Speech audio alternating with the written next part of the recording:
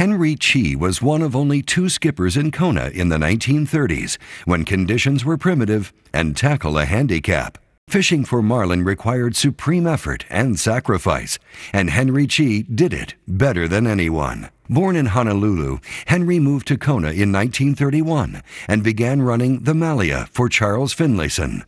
Recreational angling came to a standstill on December 7, 1941, and Henry returned to Honolulu to operate tugboats for the Defense Department. When fishing resumed after the war, Kona was well on its way to becoming a big game destination.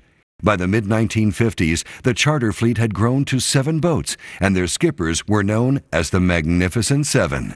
Henry quickly established his preeminence in that group, capturing nearly half the fleet's total marlin catch year after year, including the all-tackle Pacific Blue Marlin record in 1964.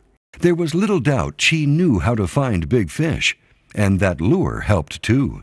In 1949, Henry was one of the first to experiment with plastic. Intrigued when he came upon a screwdriver embedded in resin hardened in a jar, he borrowed glasses for molds, inserting copper tubing, doll eyes, and shell, poured in fiberglass resin, boiled the glass on the stove, and removed the hardened blank. He turned it on a lathe, hand-cut the attack angle, and made skirts from inner tubes, fish skins, and tablecloths. Each lure was tested scientifically. If it caught a fish, he kept it. If it didn't, he didn't. Henry Chee had created the offshore trolling lure as we know it today. Soon, copies of his lures began appearing, some taking on strange shapes and sizes, but today's Chees are nearly identical to the originals. Just one day after arriving in Kona in 1955, Peter Fithian met Henry Chee. The 2 friends determined a tournament would bring international attention to Kona, and in 1959, the first Hawaiian International Billfish Tournament was held. Henry fished 6 HIBTs, and its Henry Chee Award continues to honor his life and accomplishments. The most unassuming of Kona's skippers, in photos Henry is usually barefoot, in white t-shirts and rolled-up jeans. He raised orchids, took scouts on outings, and worked tirelessly to get a marina for the area's captains.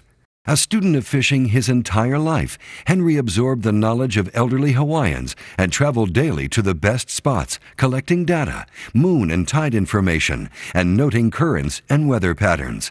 The man who developed marlin fishing on the Kona coast and taught everyone how to do it died in 1965 at the age of 55. Henry Chee always knew where he was going, said Phil Parker, one of the Magnificent Seven. The rest of us were only guessing.